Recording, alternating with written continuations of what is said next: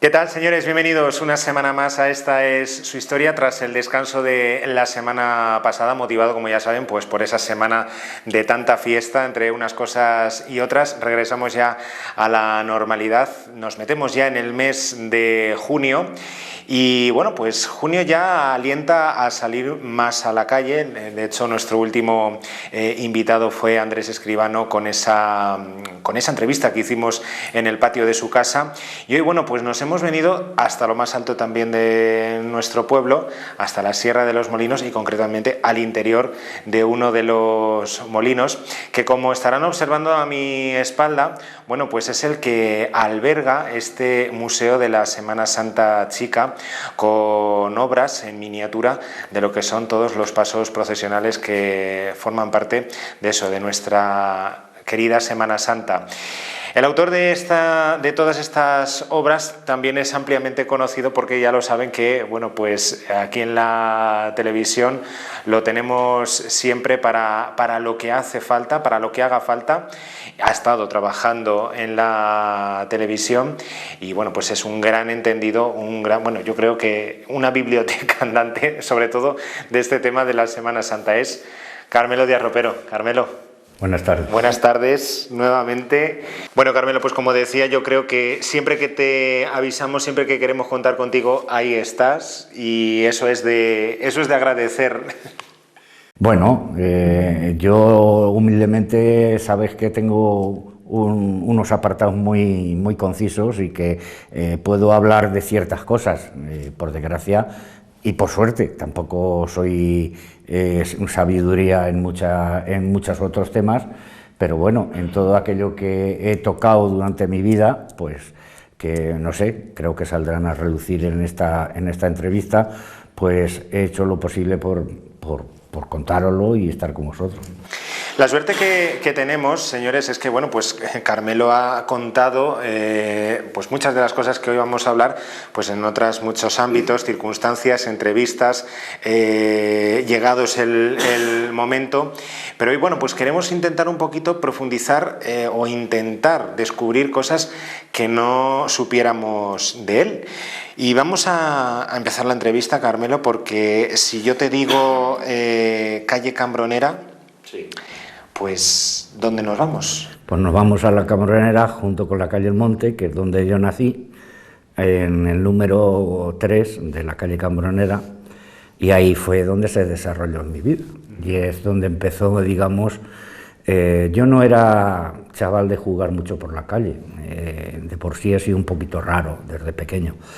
Pero bueno, allí era donde tenía ciertamente los vecinos, los amigos y todo. Donde más tenía era donde la tienda de mi padre, en la calle Concepción, y que ahora lo tengo yo como estudio, como estudio y como lugar donde desarrollo mis actividades, porque fue de las cosas que me dejó mi padre gratamente, porque para mí es un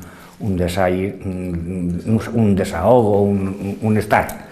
Total, que esa fue mi infancia en el este, y ya desde ahí fue cuando creo yo que puedo enlazar, que es donde salí por primera vez cuando me fui al seminario. Enseguida vamos a ello, porque un lugar, además la Cambronera, muy diferente a lo que hoy conocemos, porque ahí podemos decir que yo no sé cómo sería el pueblo en aquel entonces. Hombre, era una calle sin asfaltar, calles que estaban muy cerca, hubo un tiempo que estaban muy cerca de las eras, estaban muy cerca, pero luego el pueblo se fue ensanchando sobre todo para la parte de la calle Prín, de la calle Oriente, todo eso se fue ensanchando el pueblo, y entonces allí fue donde se fue haciendo otro tipo. Pero la calle Cambronera y la calle El Monte era famosísimo el caz. Cuando llovía se ponía aquello de cera a cera porque no estaban encauzadas las aguas, y era hasta imposible pasar algunas veces. Pero bueno, ya te digo que era el recorrido propio mío hasta llegar a la calle Concepción de la tienda. Eso es, muy cerca a la calle Concepción, la tienda de tu padre, en este caso comerciante del ramo de la alimentación, sí, ¿no? Sí, de toda la vida, la tienda de comestibles, exactamente. Bueno, ¿y qué supuso, Carmelo, pues crecer también detrás del mostrador? Mi padre ya era listo y se dio cuenta de, bueno, que yo no iba a ir por los caminos de heredarlo. ¿Por qué? Porque, bueno, pues ibas allí a a la compra, y digo la compra porque se extrañaba a la gente cuando mi madre llegaba a comprar a mi padre y pagaba, y decía mi padre, es que si no, estamos comiendo siempre de la tienda, si no paga, por lo menos que haya un ingreso, pagaba lo que valía él. Pero era curioso que la gente decía, ¿y cómo paga tu mujer lo que se lleva de la tienda? Pues mi padre decía, es que si no estamos comiendo de la tienda, y es normal. Y luego después, pues ya te digo que aquella zona sí tuve a 2 o 3 amigos, fíjate las cosas. Los vecinos que tenía amigos, unos eran medios, y me acuerdo que hacíamos los juegos. Un tiempo jugábamos a las mulas, y yo, claro, me adaptaba a ser mula y todas esas cosas, pero luego teníamos que hacer las procesiones, ¿me entiendes? Entonces mi padre, me acuerdo que con 4 tablas de las cajas y de todas estas cosas, siempre todos los años, por cerca de Semana Santa, nos hacíamos las procesiones. ¿Qué pasaba? Que venía de las azafranes y de todo esto, de Molina, de Murcia, venía siempre una fotografía de los pasos de Murcia, de Salcillo, y siempre me lo guardaba mi padre para que lo recortara y lo pusiera como si fuera un paso, y jugábamos. Pero ya te digo, teníamos que hacer 50% de jugar a las mulas y jugar a la Semana Santa. Eso es. Bueno, yo me supongo que también el ambientillo este de tienda, de comerciante, de que pasa una y habla de una cosa, de otro. Bueno, yo creo que eso era, tengo que recordar, primeramente, además estaba, y se va a acordar mucha gente de ello, estaba al lado la escuela de la Petra la Maravilla. Ahí fui yo de pequeño, eran escuelas de banqueta que en verano te sacaban al patio con zarzos, allí estabas y ibas repitiendo las tablas de multiplicar y tal. Era la manera de entretener a los chicos durante el verano cuando no había escuelas ya. Y entonces aquel ambiente de salir, ya te digo, al lado de la puerta estaba la escuela. Pero luego estaba, pues, por ejemplo, tengo que recordar como una persona emblemática, la mujer que estaba de casera en las bodegas del conde, que era la Ambrosia, y era una mujer. Toda esta gente se juntaban en la tienda, y aquello eso era para haberlo cogido, como hubiéramos tenido las cámaras, para haber cogido el ambiente de la crítica, de la chanza, de lo que y salir a relucir todo lo que pasaba en el pueblo. Digamos que era como una especie de casino para la gente normal. Un padre afanado en el comercio y una madre afanada. Afanada en su trabajo y de su casa y todo este tipo de cosas. Creo que además me siento muy orgulloso de ser de una familia sencilla, que no teníamos más pretensiones que sacar adelante mi padre en la tienda, con mucho sacrificio. Mi padre siempre vestido con el guardapolvos azul, que mi madre se enfadaba con él y decía, si yo me quito el guardapolvos no soy yo. Y es verdad, se iba al banco y si tenía que pedir un crédito, iba con el guardapolvos, era su indumentaria de trabajo. Y mi madre, ves un poco arreglado, decía, no, si ya los directores me conocen, o sea, que no hay problema. Ya has hecho referencia, en lo poco que llevamos de entrevista, a el seminario, que enseguida vamos a, como digo, a centrar en él, y a la vida de iglesia. La vida de iglesia yo creo que comienza en ti, o tu primer contacto fue como monaguillo, ¿no? Sí, pero fíjate, yo no era monaguillo de la parroquia, era monaguillo del convento. Y yo entré en el convento de Monaguillo por una persona que era Santiago el Sacristán, que era también una persona emblemática, con sus gafillas y todas esas cosas. Y entonces allí, y tenía un hándicap, que es que no tenía sotana, no me revestía y me daba coraje. Algún que otro año, en el día del Corpus, sí me subía a la parroquia y me dejaban una sotana y entonces ya me realizaba. Es que parece que si no eras monaguillo con sotana, no te realizabas. Total, que allí empecé yo a ayudar a misa. Me acuerdo que en una de las veces, como era tan débil y no comía y todo este tipo de cosas, pues en una de las veces de la novena de San Antonio fui al servicio, que no era servicio, era un corral que estaban allí, incluso me acuerdo perfectamente que estaban los tallos de las azucenas que le habían puesto en el altar, y ibas allí a hacer tus necesidades y me mareé. Y fueron allí me encontraron entre medias de todas estas. Son de esas cosas que se te quedan grabadas en la esta. Pero sobre todo en el convento aprendí de verdad a entrar ya. Yo había tenido, digamos, gracias a Dios, una formación cristiana y aquello, pero Santiago el Sacristán fue el mentor mío que me sirvió para que don Gregorio dijera sí a llevarme al seminario, porque yo era tan débil y decía, don Gregorio, mira, no, este no va a resistir allí. Total, que don Santiago el Sacristán fue el que se afanó porque, no, llévelo usted y tal, y eso fue el principio. Vio virtudes en ti. Bueno, en aquellos tiempos y en aquellos momentos los genios no están como ahora, ¿me entiendes? Entonces no es... uno tenía su genio, pero bueno, en aquellos momentos no se manifestaba, era un crío. Además, Carmelo, surgió todo, o bueno, tu infancia también se mueve mucho dentro de iglesia y parroquia, en momentos donde pues el pueblo estaba sufriendo también una gran transformación en eso, la terminación de la parroquia, la residencia también, bueno, surgiría un poquito más adelante, era un poco también años de efervescencia. Claro, ten en cuenta que yo hice la comunión en los días de la inauguración de la iglesia parroquial. Voy a contar una anécdota que se va a reír la gente, pero me acuerdo que la comunión, don Gregorio, con ese afán de solemnidad que tenía, pues trajo al pueblo para cada una de las misas, para hacer misas pontificales. Eso ya daba un pedigrí. Y una de las misas pontificales era la de la comunión de todos los niños del pueblo. Y en eso me acuerdo hasta del nombre, de don Gerardo, Labrador. Se llamaba el arzobispo de Chantén, China, que estaba exiliado. En China ya habían echado a todos los curas y obispos. Este hombre estaba exiliado, pero bueno, se lo trajo don Gregorio para que trajera la parafernalia que llevaban los obispos en aquellos tiempos, y él disfrutaba, don Gregorio, con todas esas cosas. La misa que pasó, que duró 2 horas y media, y el nene, que era muy proclive a orinarse, pues me oriné durante la primera comunión. Y me acuerdo que ese es el recuerdo, alguna gente lo sabe, ¿no? Y yo por eso siempre me afán, que he estado con los niños de comunión, cuando he estado preparándolos en la ceremonia, por favor, si tenéis esta necesidad, pedidla, porque siempre el recuerdo quedaba, ¿me entiendes? Y ahí quedó grabado. Me tuvieron que llevar mis primos a casa de mi abuela, que vivía en la calle de Veracruz, y allí ya me plancharon el pantalón. Estas anécdotas son cosas que te quedan marcadas y que yo las quiero compartir con la gente, porque bueno, porque no son ahora las ves en aquel momento me hizo daño, porque yo decía, no soy capaz de resistir, pero es que fueron 2 horas y media de pontifical de la misa.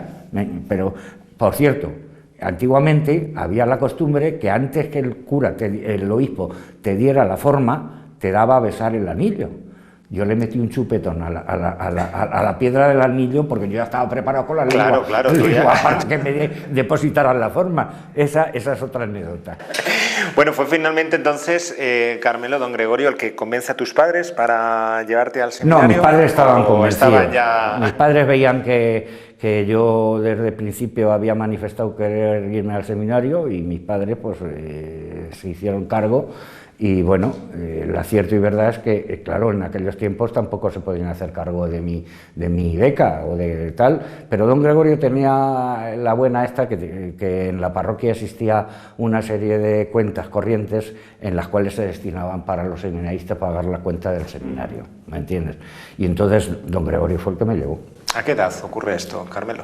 12 años. 12 años. ¿Te vas solo o con alguien más? No, me llevan mis padres, me dejan en el dormitorio de la 5ª planta del seminario, me dejan allí en el momento, y allí al lado de mi cama y de mi armario, y dice, bueno, ahí te quedas.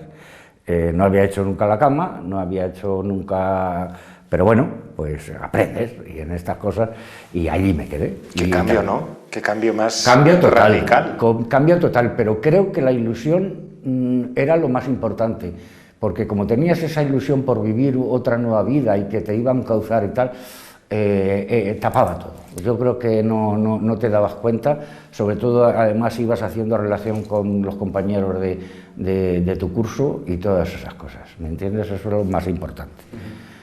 ¿Qué recuerdos guardar de esa etapa? Yo del seminario Mientras que algunos compañeros o excompañeros se han manifestado de la manera contraria, yo del seminario tengo que agradecer mucho.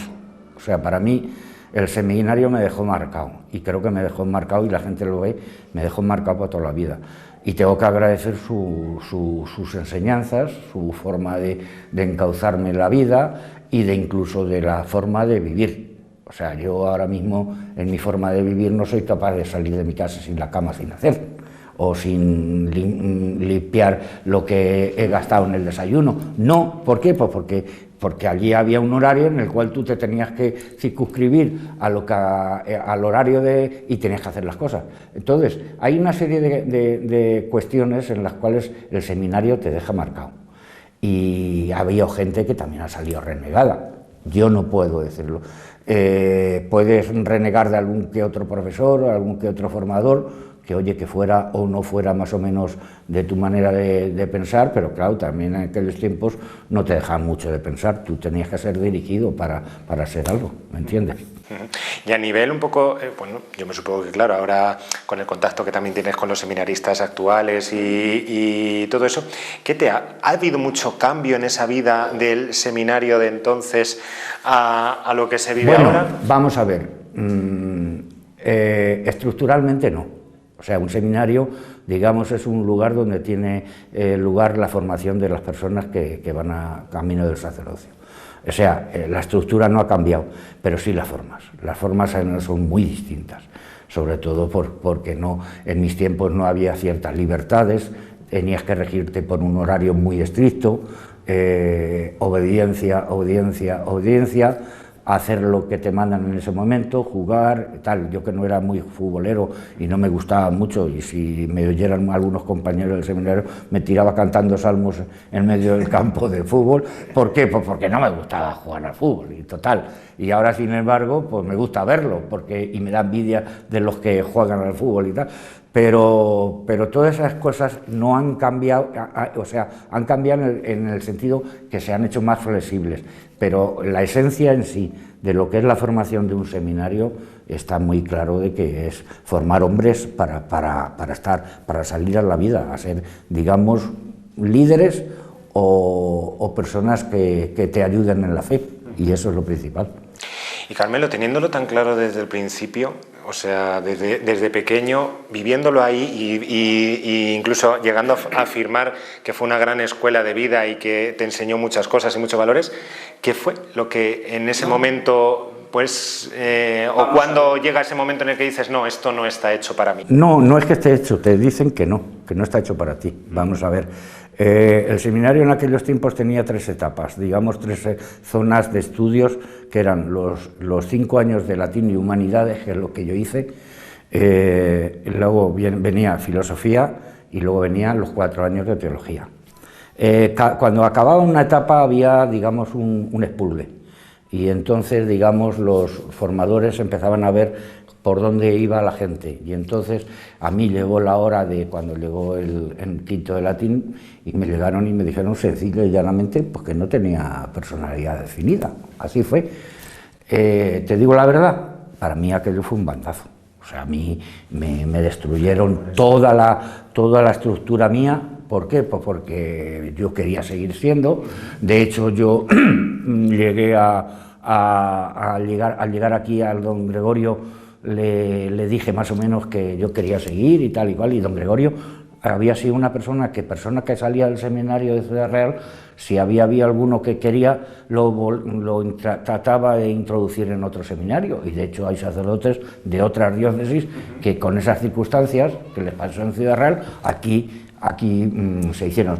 Pero mira tú que, hablando en manchego, mira tú que en esos momentos el organista de la parroquia era don José Antonio García Rodado, que el otro día lo citaba Andrés en este mismo programa, que era el sacerdote joven, era el sacerdote que era el coadjutor. Ahora ya no existe esa terminología de coadjutores, son vicarios o son copárrocos, ¿no?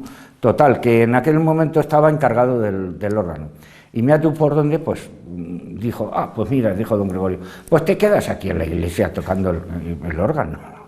Y mira, tú sabía yo de órgano, pues lo que sí, pero yo no sé nada, no te preocupes, tal. Vas con la hermana Carmen, una monja que había en las dominicas, y allí aprendes. Y yo no aprendí ni por asomo, y además la gente sabe que yo nunca he sido organista, he sido un pulsador de dedos ahí dando el y que yo no he sido nunca total, pero me he tirado 41 años de organista. Eso tampoco... algo habrá servido, unas veces mal, otras veces con carraspeos y otras veces con otras cosas, pero bueno, ahí está. Total, que ya se trucó mi vida, en ese aspecto me quedé aquí no, tú te quedas aquí, tal. ¿Qué sirvió? Pues que, claro, me quedé de organista y no de sacristán, porque el sacristán era Casimiro y Muñoz, y luego el organista era otro, que hacía algunas veces las cuestiones y los trabajos del sacristán. Y bueno, pues de ahí es donde yo he tenido toda esa relación con tanta gente dentro de la iglesia, he seguido dentro de la iglesia, me he mantenido dentro de la iglesia y bueno, pues ahí ha estado, digamos, la faceta, una de las facetas más importantes de mi vida. Y don Gregorio, una persona que ha coincidido evidentemente de cabo a rabo, por así decirlo. Don Gregorio, yo ya a mí me quería, después de todo el tal, o sea, es que me quería. Don Gregorio venía aquí cuando ya se había jubilado y me llamaba porque una vez venía al asilo siempre a dormir, cuando ya se estaba jubilado, me acuerdo que estaba don Emiliano de cura. Y bueno, pues llega y lo primero que hacía es que una vez se cayó por la noche y ya entonces algunos de los que éramos amigos suyos nos íbamos a dormir con él por si tenía algún problema. Bueno, don Gregorio fue para mí fundamental, como creo que para mucha gente de aquí de Campo de Cristana. Carmelo, en ese espíritu inquieto que tiene de siempre estar innovando, de siempre estar un poco pues metido en toda esa amalgama cultural, en el pueblo también hubo esa eclosión. Andrés nos lo comentaba también hace unas semanas. Hablaba, Carmelo, Andrés, de la importancia que tuvo el teleclub en el pueblo y de cómo pues de ahí surgieron muchas personas que incluso se llegaron a aficionar a artes tan variadas como por ejemplo el teatro, donde tú también estuviste. Exactamente, ahí es donde empecé. Primeramente, cuando me vine del seminario, don José Antonio le dijo a Aurelio López, me acuerdo el hijo, le dijo, mete a este chico algo al teatro porque llevaban un grupo. Yo empecé siendo apuntador y luego pues ya fue cuando fui haciendo papeles. Yo no he sido nunca protagonista de ninguna obra, primeramente porque a lo mejor mi inteligencia no daba para aprenderse un gran papel, pero siempre he estado haciendo papeles de segunda, de tercera categoría y he estado en muchas obras. Entonces el teleclub fue algo especial. Me acuerdo perfectamente de la casa, que ahora ya está destruida y hay unos pisos, y de todo ese ambiente que se creaba en lo que era el salón, que era una L. Y en la parte de donde hacía la L era donde teníamos un pequeño escenario y hacíamos obras de teatro allí perfectas. Y la gente teníamos esos ratos, porque claro, no había donde entretenerse tampoco, no había ni casas de la juventud ni nada, y el teleclub fue primordial, y además bajo los auspicios de la iglesia. Me acuerdo que vino a bendecirlo don Juan Hervás, el obispo de aquellos tiempos. Tengo alguna foto con él en ese momento, yo revestido y con don José Antonio, y estaba don José Antonio con don Juan Hervás por ahí hablando, sí. Una vena artística no solo en el teatro, sino también, bueno, pues en las artes, en la pintura, ¿no? Bueno, me vas a tocar ahora lo mismo que el otro día le pasó a Andrés. Nosotros somos discípulos de Isidro Antequera. Isidro Antequera nos marcó en la escuela de pintura, en la escuela que fue otro acierto de aquellos tiempos. La escuela de pintura fue algo que nos abrió los ojos y nos abrió muchas formas de mentes, ¿me entiendes? Isidro fue primordial para muchos de nosotros, y es que nos hacía de ver los paisajes, sobre todo de nuestro pueblo y de nuestro entorno. Te hacía de verlo, pero te lo hacía de ver de otra manera que tú no lo habías visto nunca. O sea, muchas veces le dijo a la gente, el cielo de Cristana no es azul, es morado. y te dicen que va a ser morado. Tú fíjate en verano, a ciertas horas del día, fíjate, y eso a la hora de ponerlo en un cuadro tienes que coger el morado, el violeta y meter con el azul para poder sacar. Los blancos no son perfectos, el blanco de Cristana no es blanco puro, es blanco siempre que te dé el reflejo del sol, que te esté dando algo de amarillo. Todas estas cosas nos las hacía ver Isidro. Isidro nos dejaba y decía, pues tienes razón, ¿me entiendes? Por lo tanto, por eso yo tengo que agradecerle tanto, porque me dejó abiertas muchas ventanas a la hora de ver las cosas, sobre todo en la parte artística, y eso es muy importante. Y eso es lo que sigue hoy por hoy también desarrollando Carmelo con todas esas cosas, con todas esas pinturas, con todos esos, bueno, que ahora también hablaremos de él. Pero bueno, hablamos de teatro, hablamos de pintura, pero evidentemente hay que hablar también de fotografía. Y al hablar de fotografía vamos a hablar de Alfredo Padre, ¿no? Pues resulta que yo, como te he dicho antes, la tienda de mi padre no me llamaba la atención. Vine de la mili y me encontré con las dos manos vacías. Yo no había podido, ya te digo, no había podido hacer estudios porque al salir del seminario allí las matemáticas no se tocaban. O sea, que se daban, pero no... ¿Qué pasó? Que me encontré que para convalidar mis estudios, en aquellos tiempos era hacer la reválida de cuarto. Yo había hecho 5 años de latín, pero me bajaban un curso hasta cuarto, que en aquellos tiempos, y había que hacer la reválida, lo que es más o menos ahora la EBAU. Y había un grupo que era de matemáticas. Bueno, pues aquí el nene se permitió de no aprobarlo en muchas ocasiones. Me acuerdo que un tal Girona, que era de nuestro pueblo y era profesor, creo que ya en una de las veces al jurado de los exámenes me parece que les dijo, vamos a aprobar a este chico, que si no el pobre no va para adelante. Las matemáticas yo ahora mismo sueño con que me ponen un binomio y no sé hacerlo, tú date cuenta. Por lo tanto, el latín, la historia, todo eso, claro, entonces marcó una parte de mi vida, pero ¿qué pasó? Que tampoco pude seguir los estudios, ya tenía 18 años después de la mili y tal. Mi padre pone la tienda, o sea, la tienda la tiene y la reforma por mí, para ver si me animo. Estoy unos años en la tienda, pero yo al nene no le gustaba la tienda. Entonces, ¿qué pasa? Que de buenas a primeras, pues, fíjate, tuvo que ocurrir la desgracia de Alfredo Padre de morirse.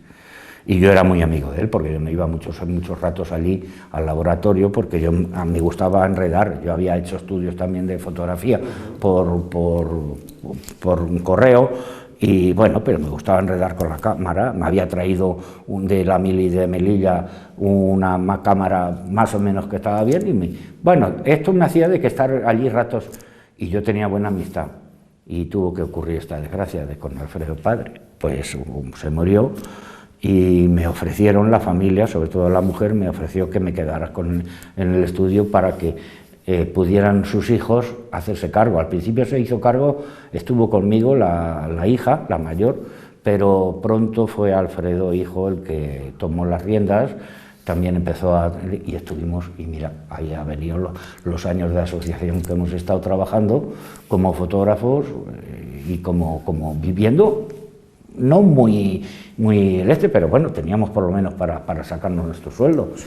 El tiempo está en que las desgracias han venido, la digitalización de la fotografía ha traído el cerramiento de muchos estudios fotográficos, ahora todo el mundo hace fotografías, todo el mundo no necesita, aun cuando siempre hay que contar que el profesional es el profesional. Y entonces todo aquello fue una manera de trabajar que también me llenó parte de mi vida, porque la fotografía para mí es primordial. Me siento muy orgulloso, unas veces por enchufe, otras veces por lo que sea, pero he sido cartelista de la Semana Santa, me han tirado de mí con muchas fotografías de la Semana Santa, y mi archivo, pues ahí está, lo he guardado con mucho cariño.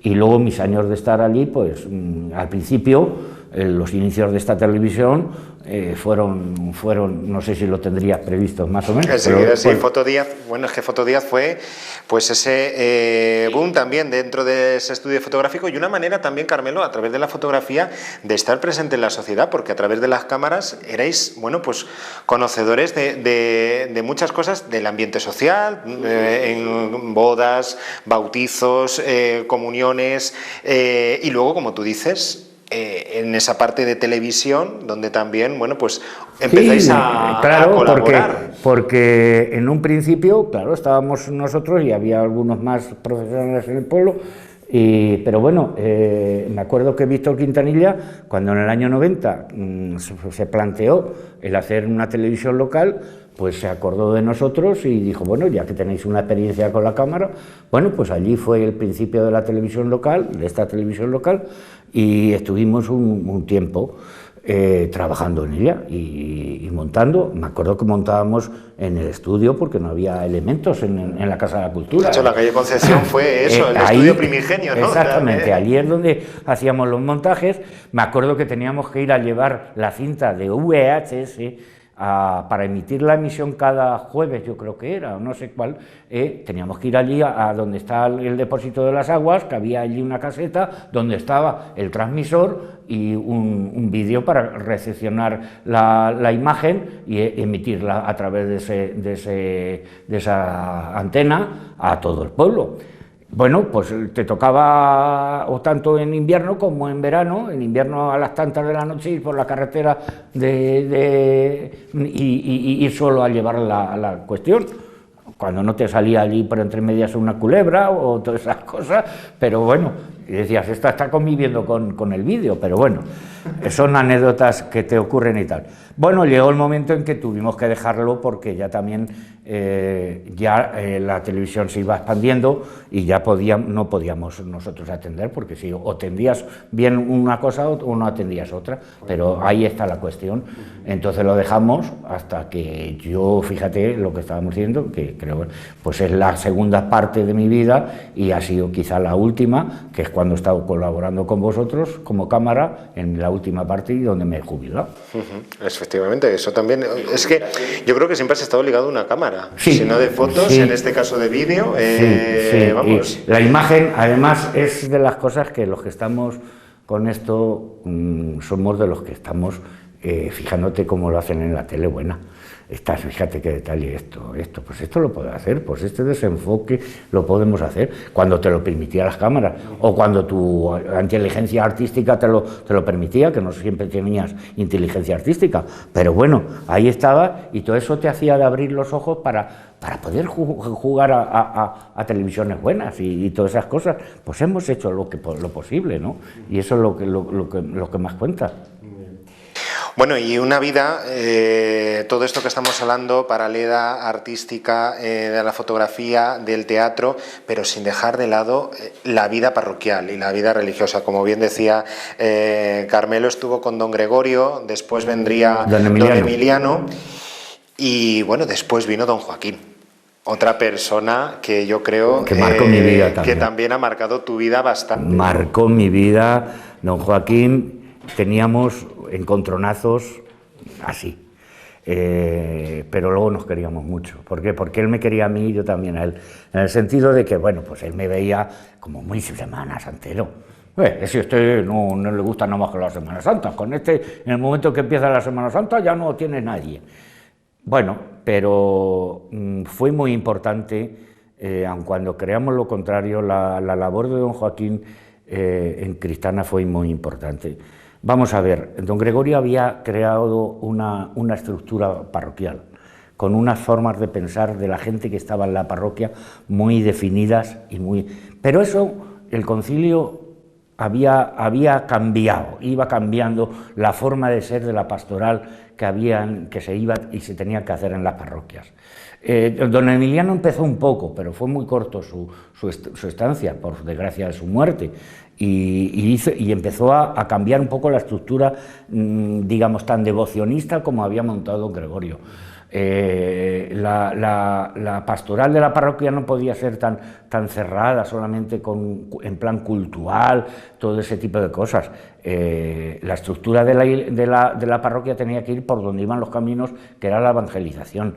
Y entonces, en ese aspecto, había que crear gente de la parroquia que podía estar preparada y que podían ser catequistas, formadores, todas estas cosas, porque ellos no llegaban a tiempo y además se preveía que dentro de nada iban a haber muy pocos sacerdotes. ¿Qué pasó? Pues que don Emiliano empezó, yo me acuerdo que empecé ya con las primeras catequesis de confirmación, empecé con don Emiliano, teníamos que formarnos, pero ya íbamos metiéndonos personas que más o menos podíamos hacer juego. Entonces todo eso llegó don Joaquín, y don Joaquín, con su forma de ser y sus asperezas algunas veces, lo que hizo es que fue centrar y decir, no, aquí hay que ir a lo claro, junto con sus colaboradores sacerdotes, que cada uno iba viniendo, iba pasando y se iba yendo, pero él se mantenía ahí. Y entonces eso fue muy importante. Fue el que dejó la estructura ya más o menos montada para Juan Carlos. Juan Carlos ya se encontró más o menos con una parroquia, digamos, estabilizada, con una estructura más o menos creada para una pastoral bien hecha y por supuesto siguiendo las directrices diocesanas, que en algunos momentos, como decía don Gregorio cuando recibía una carta del obispo, si este nos va a liar a papeles, pero no es nada más que papeles. No, ya había una idea clara de lo que tenía que ser la estructura de una parroquia. Todo eso lo he vivido, y lo he vivido pues con unos y con otros. Y te van abriendo, te van diciendo y te van enseñando y te van, mira, esto hay que mirarlo por aquí, esto es de esta manera. Yo soy una persona muy convencida de las reformas del Vaticano II y sobre todo en la liturgia. A mí la liturgia me ha encantado y he colaborado en el altar y me ha gustado llevar a cabo todas esas estructuras. Casi, mira, te voy a contar una anécdota. En tiempos de don Gregorio se cantaba en latín, todavía los entierros, íbamos a las casas, en la puerta de las casas estaba el muerto, allí le cantábamos el responso, el Salmo 141, el Miserere, y resulta que cantábamos allí y ya veníamos por la calle, en algún momento hacías un canto me acuerdo que llega un día don José Antonio y me dice, oye, ¿y si en vez de en latín ya lo hacemos en castellano? Digo, Dios, ¿qué me dices? Digo, como se entere don Gregorio, vamos a hacerlo. No, y fuimos don José Antonio y yo, el primer entierro ya en castellano. Bueno, se entera don Gregorio. Al familista, ¿no? Al familista. Y claro, dice, pero bueno, dice don Gregorio, lo vi en Almagro en un entierro y queda muy bien. Y dice José Antonio, pero vamos, que tengamos que ir a Almagro a verlo, ¿cuándo lo podemos hacer aquí? Total, que allí ya fue el cambio de, por ejemplo, date cuenta de lo que fue el cambio del latín al castellano y todo lo que supuso, pues que pierdes el gregoriano, mal gregoriano, el que cantábamos los sacristanes, mal gregoriano, pero bueno, gregoriano, y ya empiezas con como decía, ya estamos con las guitarrillas. Pues yo no soy de guitarra, pero claro, empezaron ya los coros parroquiales, todo ese tipo de cosas que ya fue el cambio de estructura, de forma de ser. El cambio total, y cómo fue evolucionando también esa vida parroquial, una vida parroquial, señores, donde evidentemente en esa pastoral, en esa efervescencia que hay también de feligresía y de parroquianos, las hermandades, pues como bien ha dicho Carmelo, pues forman una parte también esencial y principal. 2023, señores, se va a convertir en el año de este señor de las bodas de oro, en junta de la Hermandad del Cristo de la Aspiración. Fue precisamente en el 73 cuando vine de la mili. Me acuerdo que una persona emblemática como fue Luis Cabañero, en la puerta de la frutería de la calle de la Virgen de los Bolañegos, que le llamamos, me dijo, ¿por qué no te vienes mañana, que es la comida de hermandad, y estás con nosotros? Yo las hermandades me habían gustado. El tiempo del seminario yo no había venido a la Semana Santa y por lo tanto yo había estado un poco desmembrado. Pero bueno, que yo me gustaba la Semana Santa, pero de una manera. Yo había tenido cierta relación en mi niñez, como ya lo he explicado este año en un artículo, pues con la hermandad de la Veracruz, que me vestía de nazareno incluso algún año, pero bueno, eso había quedado ahí. pero mira tú, ¿por dónde? Que por medio de una comida de hermandad fue cuando ingresé en la Junta. Ingresé primero en la hermandad, pero ingresé en la Junta a los pocos días. No, pues vente a la Junta y tal. A la Junta y tal que a los 2 o 3 años ya me hicieron secretario. Dejó la secretaría Arsenio de Arropero y ya me hice secretario. Pues sí, van a ser 50 años de estar en una cofradía. Y gracias a aquella animación que me hicieron, yo pues en esa cofradía he estado con él, con Luis Cabañero, vino Juan Antonio Torres después, vino el actual presidente, y total que después de la mili fue en el 73 cuando entré en la cofradía. Por lo tanto, no es que sea así una efeméride como la has presentado tú. Hombre, de oro no es... pero son 50 años, y además 50 años que estoy en Junta. Ahora mismo hemos renovado la Junta de nuestra hermandad, y se ha renovado, bueno, pues porque yo me he querido seguir presentando. Me he querido seguir presentando porque, te digo claramente, para mí la hermandad ha sido mi vida, en todos los aspectos, con sus aciertos y sus cosas oscuras. ¿Por qué? Pues porque tengo un genio algunas veces un poco hosco, mi forma de actuar algunas veces es un poco de dictador, esto se hace así y tal y cual. Bueno, eso era antes, ahora ya no puede ser en esas cosas. Total, pero para mí la hermandad, ahora mismo me planteaba presentarme, pero varios de vosotros me decían y tal, una frase que a la Junta cuando me preguntaron si me quería presentar, pues la dije y le hizo gracia a casi toda la gente, y dije, ¿y dónde voy yo? Como queriendo decir, si dejo la Junta, para mí, ¿que se puede estar en la hermandad sin ser de la Junta? Sí, pero estás en Junta y parece que te obligas a estar más unido a los trabajos. Y de hecho, a mí todo eso de preparar, de pensar, todo lo que ha sido los entresijos de una cofradía, el planificar bordados, planificar tallas, planificar cosas, eso con esa condición que tengo un poco de artista, me ha servido para dar mi opinión y estar al tanto del tema, pero yo lo he dado y lo he hecho con mucho gusto. Entonces, pues es lo que me ha dado vida. Entonces, ¿por qué voy a tenerme que negar a que alguien me ha dicho, hombre, ya está bien, te podrías haber quitado del medio? Digo, sí, pero no me he quitado, ¿qué vamos a hacer? Mira, he apuntado aquí, trabajo, devoción, cariño y pasión. ¿Pueden ser esos conceptos que aglutinen un poco esa vida en hermandad? Sí, y algunas veces también momentos malos. O sea, que toda asociación que se precie y sobre todo formada por hombres, sabes que está al tanto de cómo son esas personas. Y entonces había momentos violentos, había momentos de amargura, quizá, y te lo tengo que decir, que ha sido por culpa mía, por mi forma de ser, por no saber comprender a la gente en algunos momentos, y a lo mejor un poco despóticamente, pues tratarlos casi algunas veces en plan mal. ¿Qué pasa? Pues que eso te trae algunas circunstancias en las cuales pues no responden a lo que debe ser una asociación religiosa, que es lo que muchas veces los que están fuera, pero si os lleváis peor pues sí, pues tienes toda la razón, pero ¿sabes el valor que tiene el que nos lleva? Que tenemos otra cosa muy importante, que nos sabemos bajar y doblegarnos y decir no, este es el camino, no es el camino.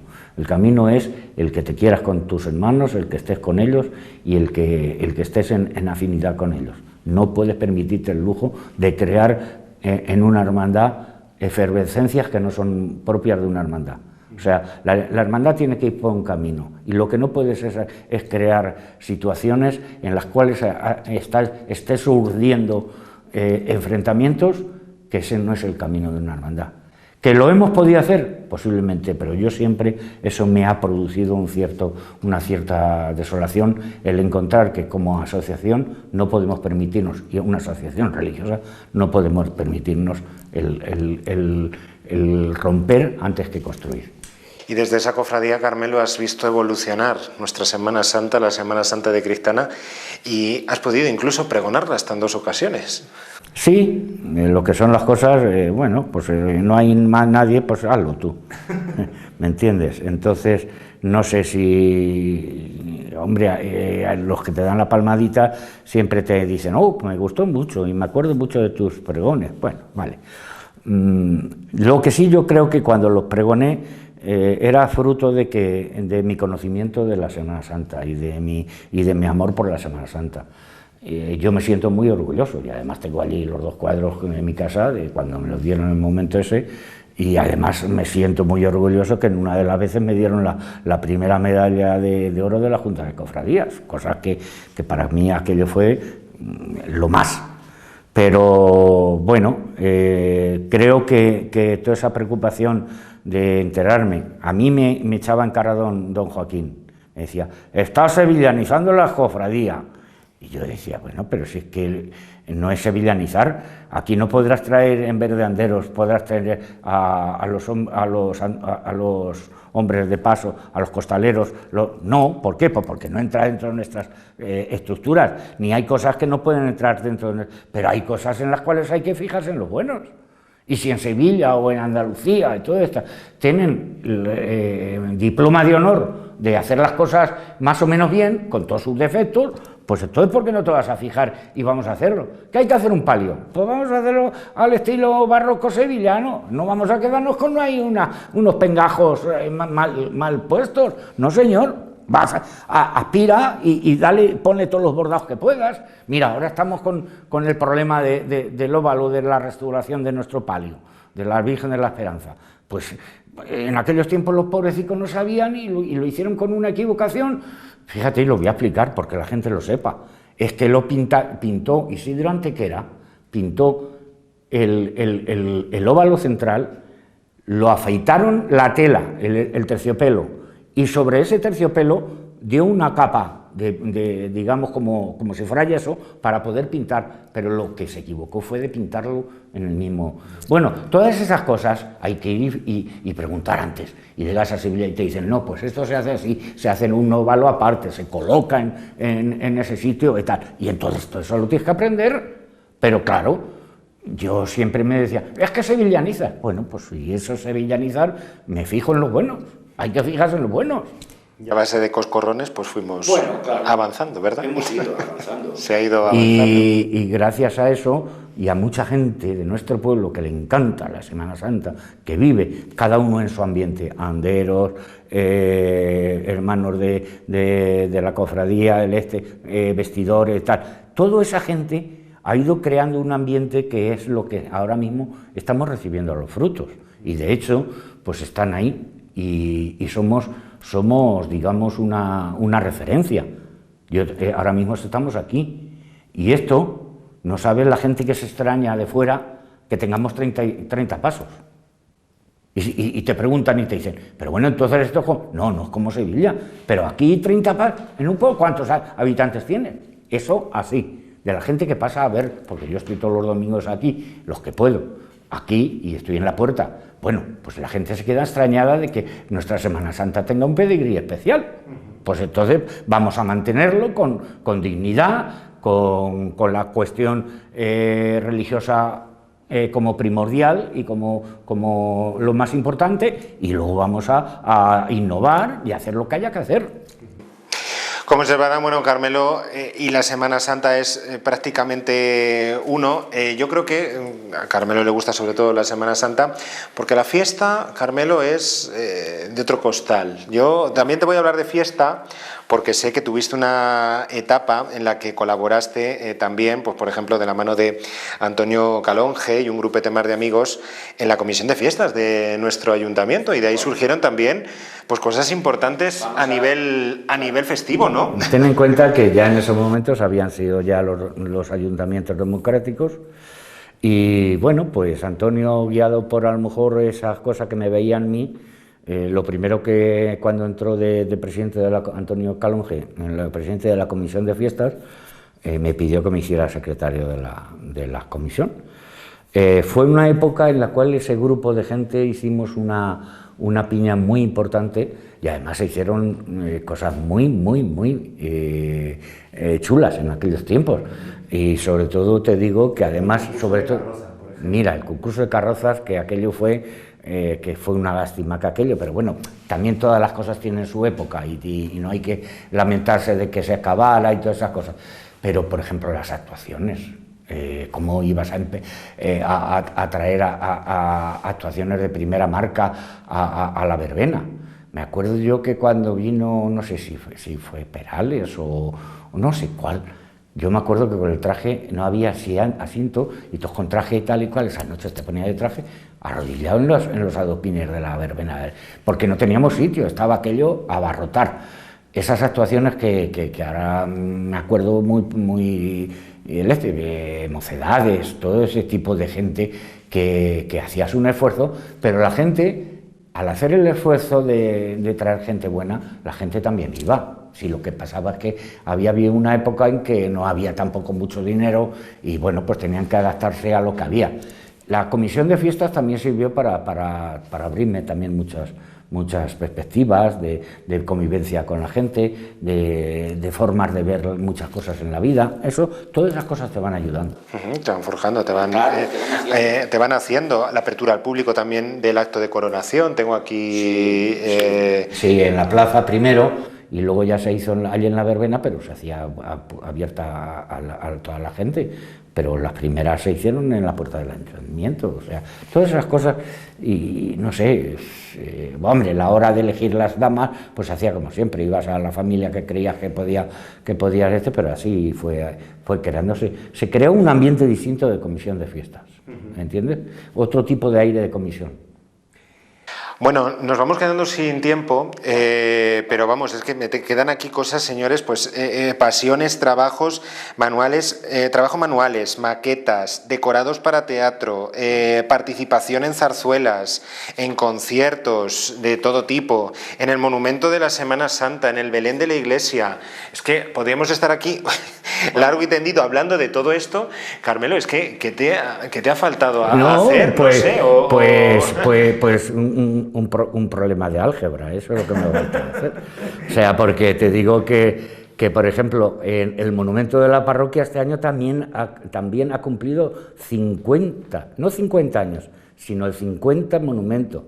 O sea, se ponía antes en la parroquia, antiguamente se colocaba en el convento un castillo inmenso que había pintado un cura de aquí del pueblo, don Aurelio Pérez, y se colocaba ese monumento. Luego ese monumento se trasladó a la parroquia nueva, a la capilla de San Antonio, y ahí se colocaba. Pero bueno, ya llegó el momento en que los carpinteros dijeron que no se subían a esas alturas a colocar los paneles del monumento. Y entonces, pues ya el primer año ya se colocó en la capilla del Santísimo. Bueno, pues hace no 50 años, porque el año pasado no se puso, sino que este año ha cumplido el 50... ¿Qué es el 50 monumento? El 50 monumento, del cual me he preocupado que tuviera, gracias a Dios, ha sido en la parroquia, en la nave de la parroquia, pero sí ya me preocupé de que fuera un poco especial, y me ha gustado mucho trabajar sobre las tallas que hice en la escuela. Otra cosa que es muy importante de hablar, de la escuela de restauración Italia que tenemos en la Casa de la Cultura, y aquí mi profesor Miguel, pues estamos allí conjunto con muchas mujeres. Yo le digo que es la hora de la terapia, porque vamos allí, allí nos enteramos de todos los chismes del pueblo, tenemos una mujer que nos pone al tanto de todas las familias de las que se mueren. Todo ese tipo de cosas nos hace de estar en una convivencia bien, y entonces durante 2 años estuve preparando ya ese monumento, tallando estas figuras de los apóstoles.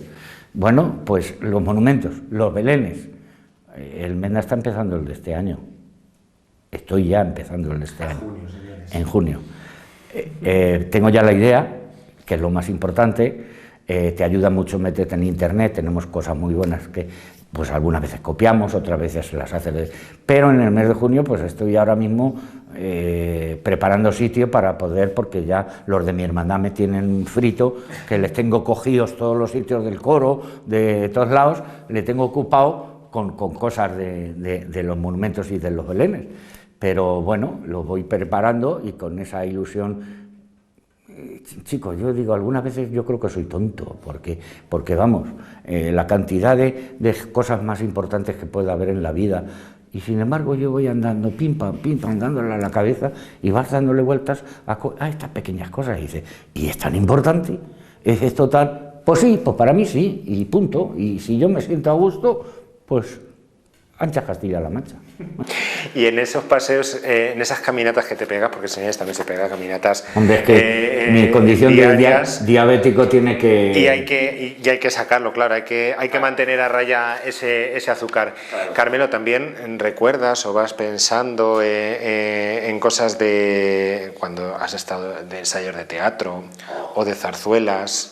Yo me llevaba... porque la coral también, ya, claro, has tenido una parte importante. Yo me llevaba siempre el casé y me he aprendido muchas obras de teatro a fuerza de ir andando. O sea que algunas veces incluso en medio del campo me iba yo dirigiendo solo porque iba preparando... Quiero resaltar de las obras de teatro de las que más he disfrutado fueron dos que hicimos en la hermandad.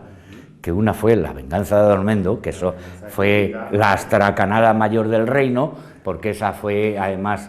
la gente disfrutó con ella y yo hacía de un don Nuño enfadado y padre de la novia, y luego después La Pasión para mí ha sido, que creo que además no creo que sea, que todavía la podamos ver en escena y me da la impresión, ahí queda, nuestro amigo Casas está por ello.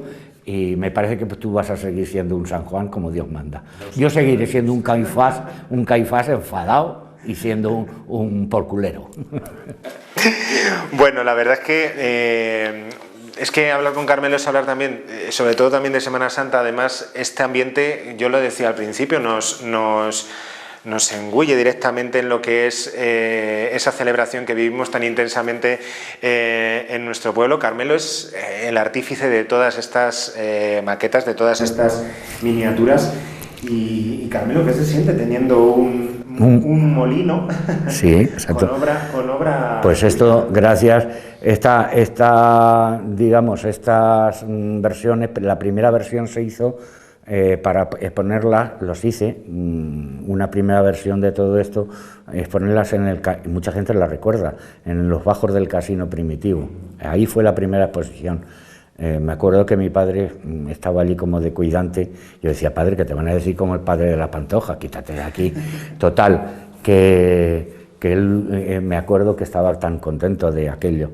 Eso se guardó, pero a raíz del 75 aniversario de la hermandad, o el 50, no lo sé, no, fue 75, sí, que es que cuando las expuse ya hice una exposición para hacerlas en Santana. Pero claro, en ese momento yo a Antonio Lucas Torres, el alcalde, le dije, ¿dónde meto esto? Y me dijo, no lo metes en ningún sitio, así como si fuera, esto va a un molino. Yo me quedé así como diciendo, me acuerdo, pero bueno, sí, y el molino se adecentó, se arregló, se preparó para esto, hicieron los cajones, total, que aquí vino gente tal, y aquello se hizo así. ¿Qué te digo? Yo vengo todos los domingos, los que puedo, casi todos, cuando hemos estado en la pandemia está cerrado, como mandaban las normas, y viene, aquí pasan todos los domingos gente que viene de fuera, y unos pasan, porque dicen, yo cuando los veo subir ya les veo las caras, les digo que no tiene, porque van buscando que aquí esté la rueda Catalina y esté todo el mecanismo, que no hay mecanismo, que esto es un museo. Y luego la cantidad de gente que pasa, y ya te lo he dicho antes, se queda extrañada que haya esta Semana Santa. Bueno, yo me acuerdo que don Joaquín, el día que la bendijo, me dijo, ya tienes como la Sara, un molino tuyo. Digo, no es mío, es del ayuntamiento y tal. Dice, no, pero ya es el molino de Carmelo. No lo tengo como yo porque esto es una cesión y aquí están bien guardados, pero que sirve, pues, por ejemplo, para una actividad más de la gente que viene todos los domingos. Aquí suele estar pasando normalmente en un domingo normal, que no sea de puente y todo eso, alrededor de 60, 70 personas todas las mañanas en las 2 horas que está abierto. O sea, la gente ve el cartel y tal. Ven esto y bueno, pues esto ha sido el producto de mucho... ¿Y cuánto ha costado hacerlo usted? Los que se enteran o se fijan en la foto que hay ahí abajo mía, pero es usted el artista y tal y cual. Bueno, ¿y de qué está hecho? Y ya empieza, se le ve a la cara a la gente de la que le interesa y tal. Y la que son cofrades, y los que no son cofrades y no han... Y tal. Y sobre todo, hay mucha gente, pero es que hay tanto aquí. Pues mira, en vez de irnos a otro lado, venimos aquí a la Semana Santa. Digo, yo los animo para que vengan, por lo menos que hagan gasto. Estaríamos hablando, señores, con Carmelo, pues como yo digo, mucho tiempo, porque vida tiene y anécdotas y curiosidades para largo, pero se nos agota el tiempo, Carmelo, y a mí me gustaría, bueno, pues ya que hemos hecho un repaso muy somero, muy rápido a toda tu vida, pues ver lo que es ahora también tu vida, lo que es en la actualidad, porque como tú bien dices, es que eres una persona que no puede estar quieta, que siempre que hace una cosa y está pensando en la siguiente, ¿no? Yo digo que algunas veces yo soy un ambicioso, pero ambicioso en un plan... la jubilación es la cosa más hermosa que te puede dar la vida, o te puede dar el Estado, no lo sé. Pero llegan los momentos en los cuales, cuando no tienes nada que hacer, te agobias. O sea, como no tenga algo en perspectiva, yo digo, bueno, ¿qué hago? ¿Ponerme a ver aquí no hay quien viva o estar en la tele ahí enfrente viendo las novelas o las películas del oeste? No valgo. Una cosa puede ser... Entonces tengo que estar dándole vueltas a algo que algunas veces digo, si es que no es que solo me complico yo, es que se complico a los demás, pues porque genero, pues eso, los belenes, trastos, todo ese tipo de cosas que voy haciendo, pero chicos, es así. Tú sabes lo que es que hoy estamos grabando y que mañana es fiesta y que no tenga yo relación de que mañana es fiesta. ¿Por qué? Pues porque todos los días es una fiesta continua. No me preocupo de madrugar, todo eso, ese agobio que dolorosamente mucha gente tiene y que tiene que mantener su familia y todas esas cosas, pues llega la jubilación y te tienes que plantear la vida en entretenerte en aquello y aprovecharla. Lo que sí tenía yo muy claro es que cuando llegara mi jubilación tenía que aprovechar al máximo para darme el gustazo de hacer lo que yo quisiera. Y eso es muy importante. Tú no sabes lo que te da anímicamente. Me dicen que mis andares, gastar zapatillas andando y tal, pero tú no sabes lo que puede ser una persona que esté jubilada y no sea capaz de generar cosas para él que le llenen espiritualmente y le motiven. Eso tiene que ser muy malo. Entonces, día que no tengo nada que hacer, me lo invento. No, porque no puedo. Es dedicarse el tiempo a uno mismo. Claro. Efectivamente, y ahora lo hace, como nos ha comentado, pues ya pensando en el próximo Belén o trabajando en esa universidad popular, en ese taller de talla, donde está sacando verdaderas obras de arte. No, ni obras de arte ni nada. Este año he estado trabajando sobre un trabajo que encima no ha sido para mí, ha sido para una compañera que me pidió que por qué no le hacía la Virgen de la Piedad tallado. Pues la tallé, he estado trabajando de eso y deprisa y corriendo. Al final he terminado y he hecho otra cosa que estará en la exposición que están montando en la Casa de la Cultura. Bueno, pues ya te digo que es otro aliciente que tengo, el ir allí, pasar el rato, pero además de pasar el rato estás haciendo como ellas hacen en el trabajo de restauración y arreglan una silla, una mesa y tal, y le ponen, y disfrutan una sagración, además disfrutan luego mandándote, mira cómo ha quedado en mi casa, en el rincón. Bueno, pues eso es muy importante que la gente tenga un sentido para hacer las cosas. Pues bendito sea Dios, ya está.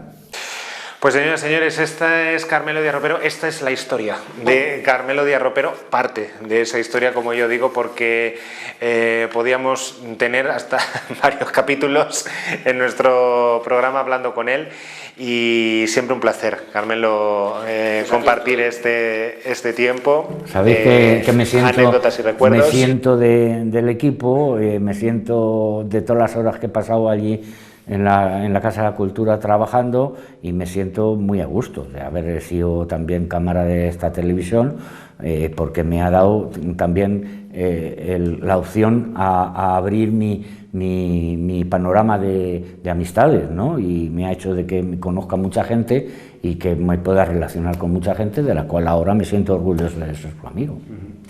Pues lo dicho, un placer, Carmelo, haber compartido este momento contigo, este ratito contigo. Y señores, pues ya lo saben, que hoy ha sido este martes. El martes que viene volvemos con más historias, volvemos con más vecinos, con más vecinas. ¿Quieren saber quién? Pues les invito a que nos vean la semana que viene. Nos vemos.